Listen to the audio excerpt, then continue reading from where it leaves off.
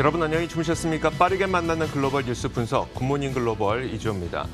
자, 미국의 투자자들 그리고 전 세계 투자자들이 계속해서 경기 회복에 베팅을 하고 있는 것으로 보입니다.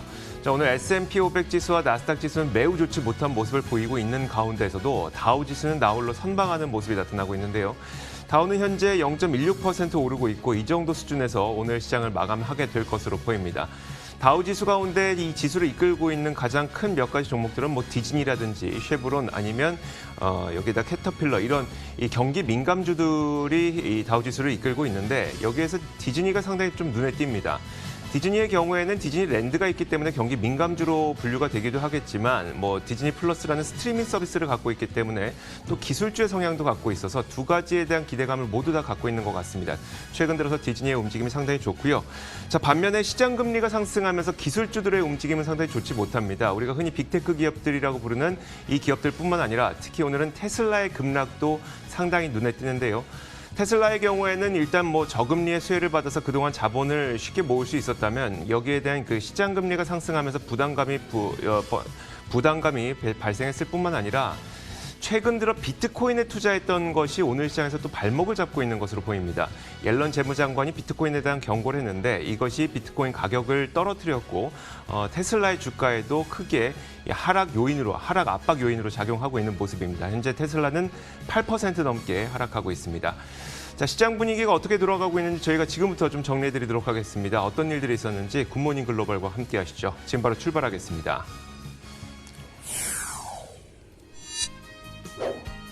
네, 마감을 향해 달려가고 있는 뉴욕 증시 현재 시장 상황 살펴보겠습니다. LS 클로징 벨 나옵니다. 22일 주요 지수는 이 국채금리 상승에 대한 부담으로 하락 출발했는데요. 현재 지수들은 이 혼조세를 나타내고 있습니다. 먼저 다우 지수부터 확인해 보겠습니다.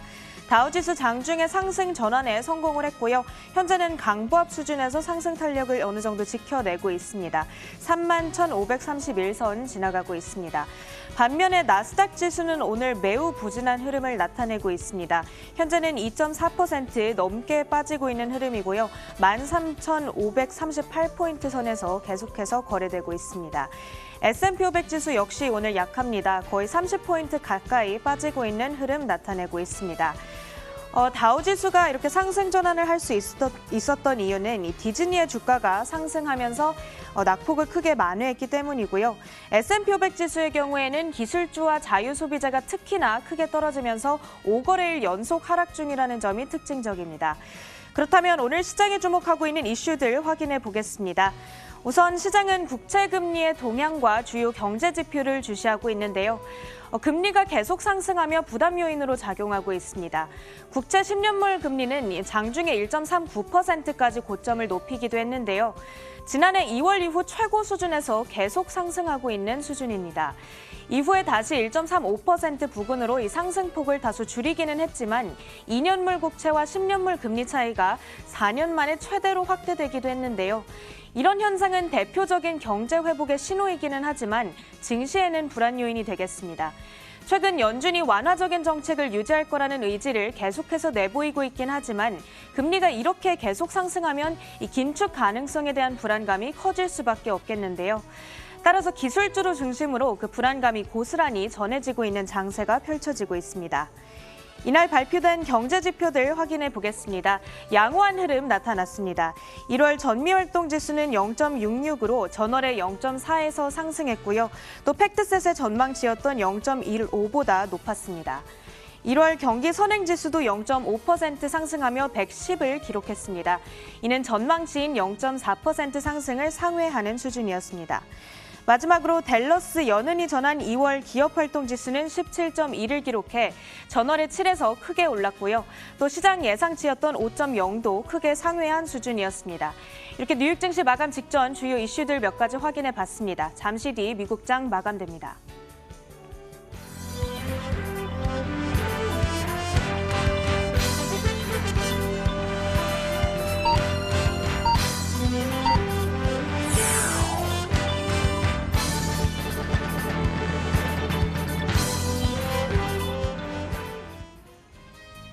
네, 마감 후에 돌아왔습니다. 계속해서 이슈들 확인해 볼 텐데요. 오늘 시장에서는 리치먼드 연은 총재의 발언도 주시를 했습니다. 그는 장기 금리가 여전히 낮다면서 금리 상승은 문제가 되지 않는다, 이런 입장을 전하기도 했고요. 이제 시장에서는 내일 예정된 통화정책 증언에서 제롬 파월 연준 의장이 내놓을 발언에 촉각을 곤두세울 전망입니다. 여기서 파월 의장은 최근 금리 상승에 대해 진단할 것으로 기대가 되고 있습니다. 다음으로 오늘 업종과 종목별 흐름도 확인해 보겠습니다. 현재 업종별로는 이렇게 4개 업종이 하락하고 있는 흐름 나타나고 있습니다. 그중에서도 이 자유소비재와 기술주 그리고 유틸리티가 현재 3개 섹터 모두 2% 내외의 이 약세를 기록 중에 있습니다. 또 에너지 섹터 같은 경우에는 유가 급등의 영향으로 3.78% 굉장히 강한 흐름을 유지하고 있고요. 금융 섹터가 0.8% 그리고 부동산이 0.58% 상승하고 있습니다. 종목별 흐름도 확인해 보겠습니다. 이 다우 회복을 주도했던 디즈니의 주가부터 보겠습니다. 디즈니 4.57% 오르면서 현재 192달러 선 지나가고 있습니다. 오늘 하방 압력을 크게 받고 있는 기술주도 좀 확인을 해봐야 될 텐데요. 애플의 주가는 이날 2.6% 현재 하락 중에 있고 이외에도 마이크로소프트는 2.47% 하락 중에 있습니다. 반도체 섹터 전반적으로 빨간불 켜면서 오늘 굉장히 약합니다. 인텔의 주가는 특히나 3.37%의 약세 흐름 가져가고 있고요. 이 외 빵주도 구글의 경우 1.37%, 또 아마존이 2% 가까운 낙폭을 기록 중에 있습니다. 테슬라의 주가도 오늘은 8.3% 넘게 빠지며 굉장히 약한 흐름을 나타내고 있습니다. 또 엔진 고장 사고로 777 기종 운항을 중단시켰던 보잉의 주가도 장 초반부터 약세 흐름을 나타냈습니다. 현재는 1.69% 하락 중에 있습니다. 마지막으로 전문가의 진단까지 확인해 보도록 하겠습니다. 통상 금리가 상승하면 주식보다 국채에 더 많은 수요가 생기기 마련인데 어떤 전문가들은 지금 나타나는 금리 상승은 경제 회복에 따른 것이라고 평가를 하고 있습니다. 이 베어드의 패트릭 스펜서 이사는 국채가 기술주보다 매력적이기 위해서는 10년물 국채 금리가 4% 이상까지 올라가야 한다면서 지금의 상황은 백신 보급과 부양책이 경기 회복에 따른 이 경제 회복의 신호이며 곧 증시에도 긍정적인 영향을 줄 거라고 주장을 했습니다. 뉴욕 증시 마감한 지 3분 정도 지나가고 있습니다. 다시 한번 현재 마감 지수 확인해 보도록 하겠습니다. 다우 지수는 이렇게 강보합 수준에서 마무리를 할 것으로 보입니다. 현재 31,520선 위에 머물러 있고요. 나스닥 지수 확인해 보겠습니다. 2.46% 오늘 떨어진 채 마감을 할 것으로 보입니다. 13,533포인트 가리키고 있습니다. S&P 500 지수는 0.77%, 30포인트가량 빠진 채 마무리를 할 것으로 보입니다. 이렇게 뉴욕 증시 마감 시황 전해드렸습니다. 엘라스 클로징 벨 나우였습니다.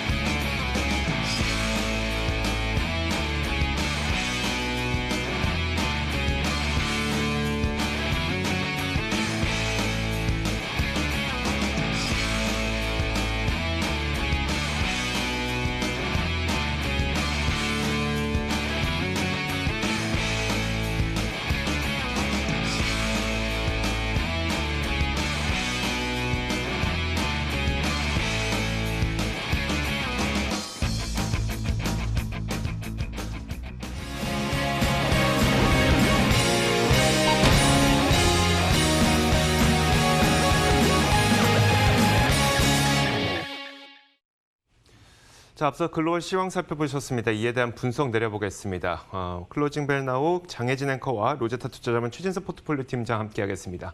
어서 오세요. 자, 팀장님, 다우지수는 선방한 반면에 나스닥 지수가 2% 넘게 급락했습니다. 미국 시장에 대한 평가부터 내려주세요. 네, 이날도 결국은 10년물 국채 금리가 1.4%에 근접을 했습니다. 장중 고점 기준으로는 1.393%까지 상승을 했는데요. 결국은 이 같은 금리 상승에 대한 공포가 좀 지속이 되면서 S&P 500 지수가 5일 연속 좀 하락을 했고 시장 전반으로도 양극화가 극심하게 나타나는 양상이 나타났습니다. 그나마 이제 실제 증시 개장 즈음에서 영국에서는 금리 상승세가 좀 주춤하는 움직임도 나타났었죠. 그러면서 주요 지수가 낙폭을 그나마 좀 회복을 했었는데요. 하지만은 그때도 이제 나스닥의 회복이 좀 미미했고 막판에 주요 지수 모두 좀 낙폭을 확대할 때 나스닥의 그 가파른 하락세를 저희가 경험할 수가 있었습니다. 여기에 이제 영국 정부가 경제 활동의 제한 조치를 점진적으로 좀 해제할 것임을 발표하기도 했죠. 그러면서 이른바 리오프닝주와 그리고 대형 기술주 간의 양극화가 좀 극심하게 나타나는 모습이 나와줬고요. 또 유가 상승세가 좀 재개화되는 모습이 나와줬기 때문에 에너지 업종이 좀 급등을 하는 등 최근에는 종목별 장세보다는 또 세부 섹터별 장세가 또 감지가 되고 있습니다. 자, 이어서 상품 선물 시장도 한번 살펴보도록 하겠습니다. 먼저 비트코인부터 보겠습니다.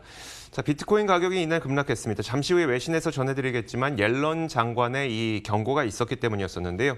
한 6% 정도 급락을 했습니다. 그럼에도 불구하고 여전히 53,000에서 54,000달러 수준, 여전히 높은 가격 수준을 기록을 하고 있습니다. 그동안 꽤 가파르게 올랐던 것에 비하면 오늘의 하락은 그렇게 크다고 보기에는 좀 어려울 수도 있을 텐데요. 어쨌든 현재는 6% 정도 하락해서 53,864달러 선에 현재 거래가 되고 있습니다. 자, 이어서 유가도 한번 살펴보도록 하겠습니다. 자, 유가의 경우에는 최근 경제 회복에 대한 기대감 덕분에 크게 오르고 있는 상태인데 여기에다가 또 지난주 텍사스 지역을 뒤덮은 눈폭풍과 한파 이후에 원유 생산이 재개되고 있는 단계거든요. 그런데 이 재개가 지연되고 있는 것을 전해지고 있습니다. 하루에 약 200만 배럴에서 약 400만 배럴 정도의 생산 차질이 발생했다고 전해지면서 유가는 이날 크게 급등했습니다. 4% 넘게 급등해서 현재도 선물 시장에서 61.69달러를 기록하고 있습니다. 자, 이날은 금값도 역시 상승했는데요. 약 1.7%가량 오르고 있습니다. 금리 상승에 따라서 이제 증시 밸류에이션에 대한 우려가 발생하고 그러다 보니까 투자자들이 다시 한번 안전자산으로 눈을 돌리고 있다는 분석입니다. 자, 그러면서 금값은 오르고 있는데 1.7% 오르면서 1,808.5달러를 현재 기록하고 있습니다. 자, 마지막으로 10년물 국채금리 한번 살펴보도록 하겠습니다.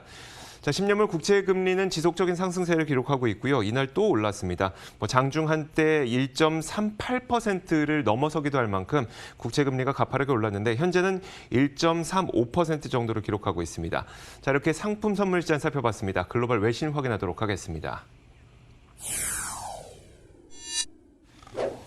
자, 첫 번째 이슈부터 한번 볼까요, 팀장님? 네, 영국 정부가 코로나19 팬데믹을 딛고 경제와 사회 정상화로 향해 나아갈 점진적인 락다운 조치 해제를 발표를 했습니다. 보리스 존슨 총리에 따르면요. 다만 이번 락다운 완화는 단계별로 진행될 예정이고 그리고 매 단계마다 데이터를 기반해서 적용될 예정으로 알려지고 있습니다. 1단계는요. 오늘 3월 8일에 학교가 이제 리오픈하게 되고 그리고 공공장소에서의 이 전반적인 사회 활동도 2명에 한해서는 허용되는 그런 방침이 나오게 됩니다. 그리고 이제 3월 29일부터는 재택근무가 강제로 좀 적용이 되지 않게 되고요. 그리고 이제 2가구 그리고 또 6인의 야외 모임도 가능하게 됩니다. 2단계는요. 4월 12일부터 미용실 등의 비필수 업종의 매장 역시도 리오픈이 가능해지고요. 6월 21일까지는 나이트클럽 등 이 마지막까지 어떤 재개장이 제한된 섹터까지 좀 리오픈이 가능해질 전망이고 그리고 정부는 이 즈음에서 모든 법적 조치를 제한을 좀 철폐할 것을 희망하고 있는 그런 상황입니다. 존슨 총리는 다만 이 완화 조치가 일자, 즉 데이트가 아닌 데이터에 기반해서 적용될 것이다라고 강조를 했고요. 다만 또 한 번 이 같은 완화 조치를 해제하게 된다면은 리락다운, 다시 한번 락다운 조치를 재개하는 것은 없기를 바란다라는 방침을 드러냈습니다. 그러면서 또 영국 정부에서는 4가지 전제 조건을 달았는데요. 첫 번째로 백신 보급이 현재처럼 성공적으로 진행이 돼야 한다. 두 번째로는 백신 접종이 입원과 사망률 하락 효과를 입증을 해야 한다. 세 번째로 이 코로나19 감염률이 자국 의료 시스템에 부담이 되지 않을 정도로 유지가 된다. 네 번째로는 새 변이 바이러스가 정부의 위험 평가를 근본적으로 바꿀 정도가 아니어야 한다라는 또 전제 조건이 제시되기도 했습니다. 자, 우리가 기억하기로는 영국이 그렇게 이 코로나 팬데믹을 잘 통제했던 국가로 기억하지는 않거든요. 그런데 6월에 사회적 거리두기를 해제를 목표로 하고 있다. 좀 성급한 감이 없지 않아 있는 것 같습니다. 현재 영국의 코로나19 상황을 살펴보면요. 네, 월드 오미터의 집계에 따르면요. 최근 5일까지, 2월 22일까지를 집계를 해봤을 때 영국에서 신규 감염자가 평균적으로 11,000명 정도에 육박을 하고 있습니다. 영국의 인구가 이제 7천만 명 정도 되기 때문에 우리 입장에서는 어떻게 본다면 좀 이해가 되지 않는 부분이라고도 보여질 수가 있는데요. 하지만은 최근의 추세는 확실히 좀 고무적으로 나타나고 있습니다. 지난 1월 10일만 하더라도 일 감염자 수가 6만 명에 육박하는 수준을 기록을 했었는데 이때 이제 피크를 친 이후에 점진적으로 이 완화 추세가 좀 나타나고 있는 것이 되겠죠. 무엇보다도 존슨 총리가 또 이 집권 보수당으로부터 경제 정상화에 대한 압박을 지속적으로 받고 있는 것 또한 이번 조치의 또 원인 중에 하나로 해석이 되고 있습니다. 네, 이것을 다르게 본다면 영국 정부의 선제적인 백신 접종과 백신 보급 가속화에 대한 자신감이다라고 볼 수 있을 텐데 현재 상황은 어떻습니까? 네, 영국 같은 경우에는 물론 이 팬데믹에 가장 극심한 피해를 입은 나라 중에 하나기는 합니다. 하지만 이제 또 동시에 전 세계에서 백신을 가장 먼저 접종을 시작한 나라기도 하죠. 지난해 12월 초에 화이자와 바이오엔텍이 공동 개발한 백신 접종을 개시를 했고 아스트라제네카 백신도 승인을 했고 최근에는 이제 백신 접종이 가속화되고 있는 그런 상황입니다. 이 아워 월드 인 데이터라는 기관에도 데이터에 따르면요. 현재 영국에서 1,820만 회 정도의 백신 접종이 완료가 됐다고 하고요. 그리고 정부에서는 오는 7월 말까지는 1차 접종을 완료하는 것을 목표로 두고 있습니다. 즉 지금같이 점진적인 완화 조치를 내놓은 것이 또 봉쇄를 일괄적으로 해제하는 것보다는 더욱더 좀 일리가 있는 무부다라는 점을 저희가 알 수 있는 대목이라고 보여집니다. 네, 다음 뉴스는 이조 앵커의 픽입니다. 내용 확인해 보겠습니다. 자, 제닛 옐런 재무장관이 비트코인에 대한 경고를 날렸습니다. 극도로 비효율적이다 이런 경고를 날렸는데 어떤 내용인지 한번 얘기를 해보도록 하겠습니다. 자, CNBC 기사와 함께 한번 살펴보도록 할 텐데요. 우리가 일단 그 비트코인을 비롯한 암호화폐에 열광하는 이유는 몇 가지가 있겠지만 그 가운데 하나가 전통적인 금융 시스템은 상당히 비효율적인데 암호화폐는 상당히 효율적이다 이런 이유들을 들고 있고요. 탈중앙 집권적이다 그리고 보안성이 강하다 뭐 이런 여러 가지들을 꼽고 있죠. 그런데 제닛 옐런 장관은 이날 비트코인이 광범위한 거래 수단으로 사용되지는 않을 것이라면서 비트코인의 거래 프로세스가 진행될 때 소모되는 에너지는 막대하다, 엄청나다 이렇게 이야기를 했습니다. 자, 그러면서 옐런 장관은 오히려 비트코인이 극도로 비효율적이라고 주장을 한 건데요. 그 이유를 들어보니까 납득이 가기도 하는데 한번 들어보시죠. 디지코노믹스에 따르면 비트코인을 채굴하고 거래하고 원장이 기록되는 등 이 프로세스를 수행하기 위해서는 이 초고성능 컴퓨터와 그리고 막대한 전력 양이 소모가 된다고 하죠. 그래서 우리도 기억을 떠올려 본다면 한창 채굴 붐이 일었을 때 뭐 중국 일부 지역에서는 채굴 때문에 정전이 일어나는 그런 현상이 있기도 했었습니다. 자, 그래서 연간 탄소 배출량도 막대하다고 하는데 이 연간 탄소 배출량을 추산해 보면 암호화폐 프로세스로 인해서 발생하는 탄소 배출량이 뉴질랜드 1년 배출량에 육박한다고 합니다. 그렇기 때문에 전혀 효율적이지도 않고 친환경적이지도 않다는 것이죠. 뭐 이 외에도 불법 거래에 이용될 수 있다든지 아니면 변동성에 대한 우려 이런 것들도 표명을 했는데 자, 옐런의 경고와 함께 비트코인의 가격이 하락을 했고요. 또 비트코인에 15억 달러를 투자했던 테슬라의 주가도 이날 8% 넘게 급락을 했습니다. 자, 팀장님, 요즘 이 돌아가는 모양새를 보자면 민간 기업들은 이런 암호화폐를 계속 사용하려고 하고 관가에서는 사용하지 않는 것을 좀 좋아하는 것 같고 옐런 장관의 이 발언으로 인해서 비트코인의 상승에 좀 제동이 걸리게 될까요? 네, 사실 옐런 재무장관의 어떤 비트코인에 대한 거부감 표현은 이번은 처음이 아닙니다. 지난 1월에 이 인준과 관련한 청문회 당시에도 불법 금융에 이 암호화폐가 사용되고 있다라고 얘기를 하면서 비관론을 전한 바가 있었죠. 즉 공공부문에서의 비트코인 등의 암호화폐 도입은 좀 난항이 예상된다라고 저희가 생각할 수 있는 그런 대목입니다. 하지만 이번 발언으로 인해서 비트코인의 상승세가 끝날 거냐에 대해서는 아직까지는 좀 미지수라는 또 말씀도 드리고 싶은데요. 왜냐하면은 지난달에 이 옐런의 암호화폐 관련한 부정적인 발언 등이 겹치면서 한때 4만 달러를 상회했던 비트코인 가격이 3만 3천 달러대까지 하락한 구간도 있었습니다. 하지만 이후에 저희가 모두가 알고 있듯이 놀라운 또 랠리를 보여주면서 최근에 5만 7천 달러 그리고 시총이 최근 사상 처음으로 1조 달러를 또 초과하기도 했었죠. 그렇기 때문에 어떤 이 발언이 다시 한번 좀 조정세를 좀 장기화시킬 것이다라고 보기는 좀 시기상조인 것 같고요. 일단은 최근에 사상 첫 시총 1조 달러 달성이라든지 그리고 대표적인 암호화폐 신봉자인 일론 머스크 테슬라 CEO의 가격이 사실 높다라고 한 그런 발언 등에 따른 단기 움직임이라고 좀 이해를 하는 것이 좋을 것 같고 앞으로의 흐름은 조금 더 지켜봐야 될 것 같습니다. 자, 이어서 장혜진 앵커가 꼽은 외신도 살펴보겠습니다. 어떤 내용일까요? 네, 전 세계 기업들의 배당금 지급이 올해 5%가량 다시 늘어날 수 있다는 전망이 제기됐습니다. 세계 각국의 기업들은 지난해 코로나19의 영향으로 배당금을 줄였습니다. 지난해 4월부터 12월 사이 총 2,200억 달러 규모의 배당금이 삭감된 것으로 나타났는데요. 야누스 핸더슨의 글로벌 배당 지수를 보면 지난해 세계 주요 기업들의 배당금 총액은 전년 대비 12%가량 줄었습니다. 5곳 중 1곳은 배당금 삭감, 8곳 중 1곳은 배당금 지급을 중단했는데요. 특히 영국과 유럽 지역의 배당금 감소가 두드러졌습니다. 이들 지역에서는 팬데믹 이전에 이미 너무 많은 배당을 지급했고 금융당국이 또 은행들의 배당금을 제한했기 때문으로 분석이 되고 있는데요. 그런데 다행히 올해는 이 배당금 규모가 지난해보다 약 5% 증가한 1조 3,200억 달러 규모가 될 것으로 예측되고 있습니다. 자, 올해 기업들은 특별 배당을 또 지급할 것이기 때문에 지난해 이 강한 현금 유동성이 없었기 때문에 배분하지 못했던 이런 금액들을 올해는 좀 특별 배당을 통해서 나눌 가능성이 크다고 덧붙였는데요. 지난해 배당 매력도가 크게 떨어졌습니다. 올해는 다시 한번 되살아날 수 있을지 기대를 걸어보는데 월가의 시각은 어떨까요? 네, 사실 지난해 기업들이 어떤 배당을 축소를 하거나 연기하는 그런 물결이 나타났었습니다. 어떻게 보면 좀 당연한 결과라고 보여지죠. 그리고 가이던스를 미제시했던 그런 기업들이 많았던 것과도 유사한 현상이라고 보여집니다. 불확실하니까 일단은 이 현금 지출을 좀 움츠러들었다 이렇게 해석할 수 있는 대목이고요. 다만 이제 최근에 이 2020년도 4분기 실적 발표와 함께 배당 재개라든지 그리고 오히려 배당을 인상을 하겠다는 그런 발표를 전하는 기업들이 많이 좀 늘어나고 있습니다. 올해 상황이 풀릴 것이다라는 반증을 저희가 여기서도 확인을 해볼 수가 있고요.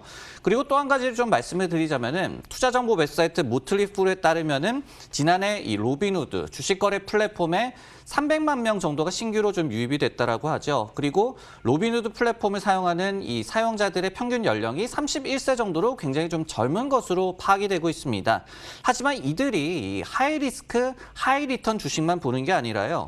AT&T라든지 아니면 인베스코, 이 모기지 캐피털, 그리고 엑소모빌과 같은 고배당주도 그들이 최선호하는 100개 종목에 포함될 만큼 최근에 시장에서도 이 배당주에 대한 관심도 조금씩 늘어나고 있는 것 같습니다. 자, 이렇게 지난밤 사이 있었던 여러 가지 글로벌 이슈 살펴봤습니다. 이어서 종목 뉴스 확인하겠습니다.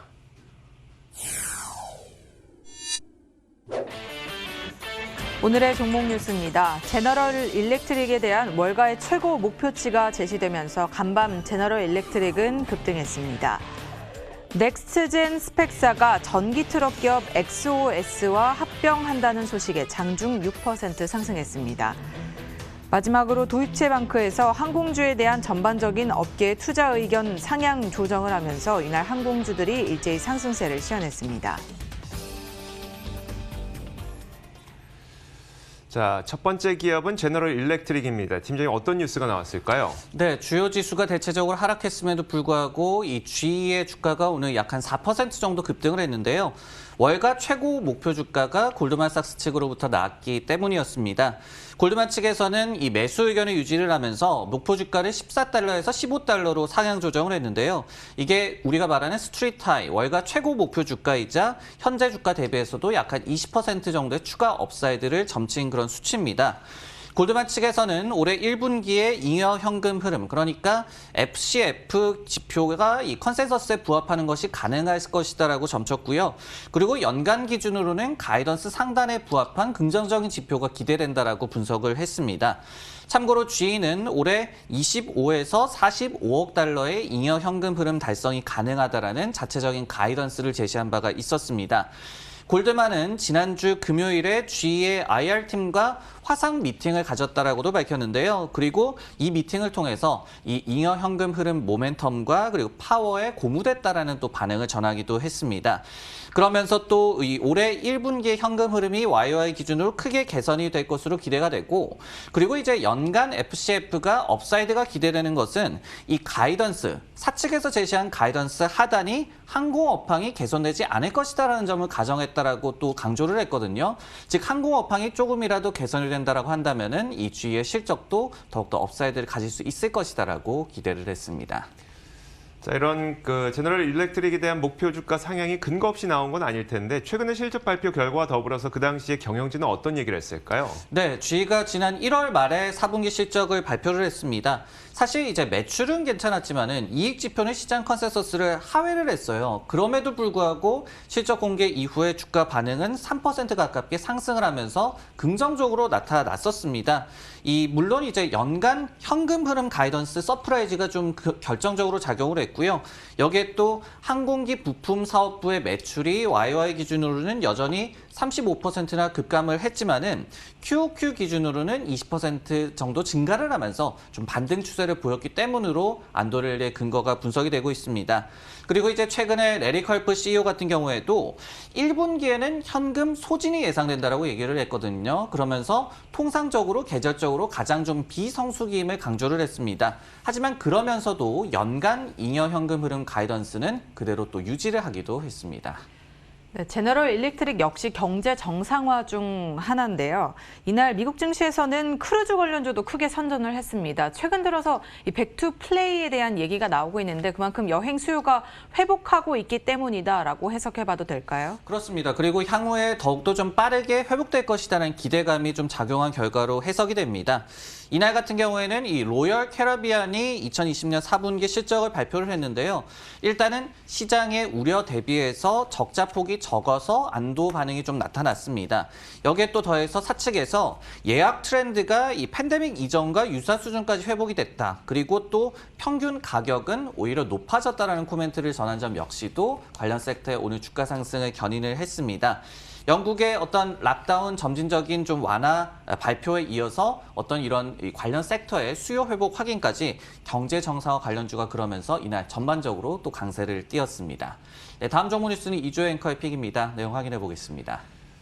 자, 저는 이번에 스펙 합병 기업 한 가지 소개해드리도록 하겠습니다. 스펙 기업인 넥스트 제너레이션 애퀴지션 코퍼레이션이라고 하는 티커는 NGAC를 쓰고 있는 스펙인데요. 이 기업이 전기 트럭 기업인 XOS와 합병을 하기로 하면서 지난 밤 사이에 NGAC의 주가는 크게 오르기도 했습니다.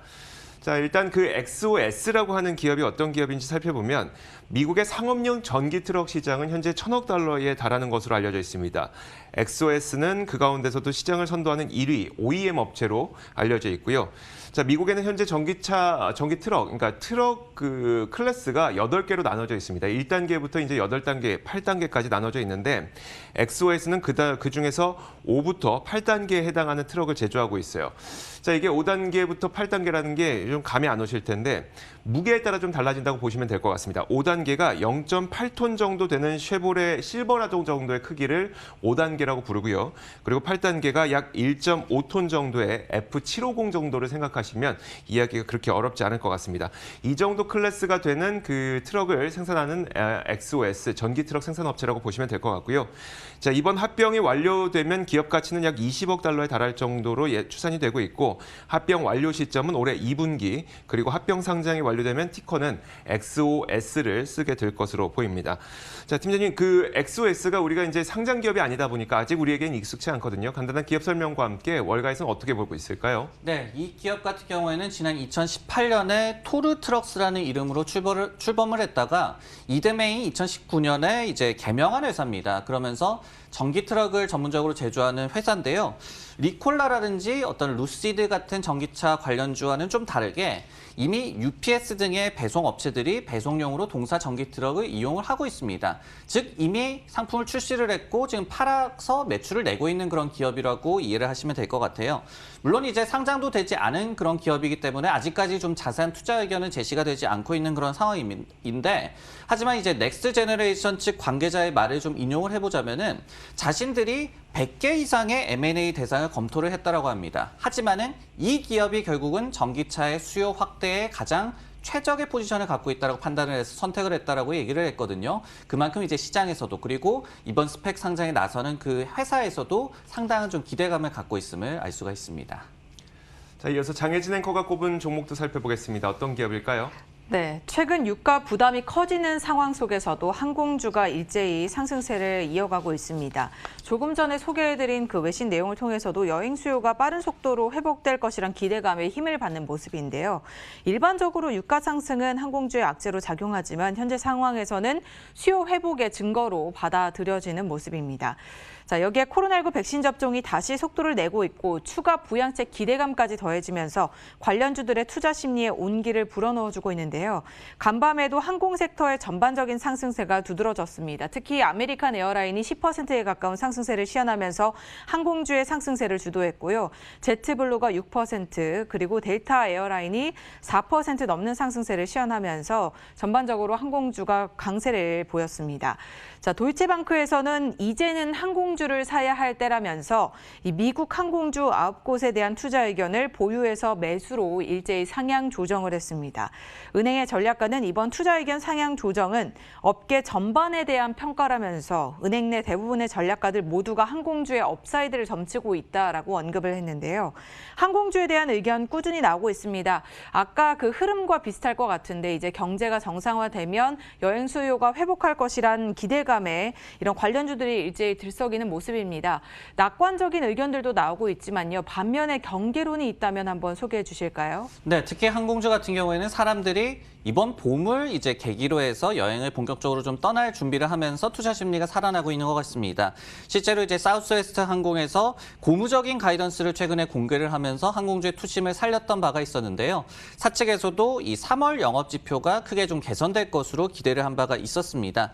사실 이제 지난주에도 이 항공주에 대한 저가 매수 콜이 나왔을 때는 이 업황에 대한 경계론이 좀 꾸준히 나왔었습니다. 예를 들어서 S&P 글로벌이라는 기관에서도 오늘 2023년까지는 팬데믹 이전 수준으로 항공 여객 수요가 돌아가기 힘들 것이다라는 좀 부정적인 전망을 제시하기도 했었고요.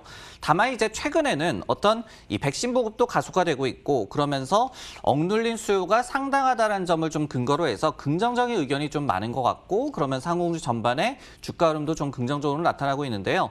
하지만 이제 여기서 좀 유의해야 할 점은 이 항공주 전반의 또 주가 수준이 지금 약 한 1년 전 수준과 거의 좀 비슷해졌습니다. 그만큼 완전히 저가 매수를 할 만한 그런 레벨은 아니다라는 점도 좀 기억을 해야 될 것 같습니다. 자, 이렇게 지난밤 사이 나왔던 여러 가지 글로벌 이슈와 더불어서 종목 뉴스까지 확인해봤습니다. 오늘도 장혜진 앵커와 로제타 투자자문 최진석 포트폴리오 팀장 함께했습니다. 수고하셨습니다.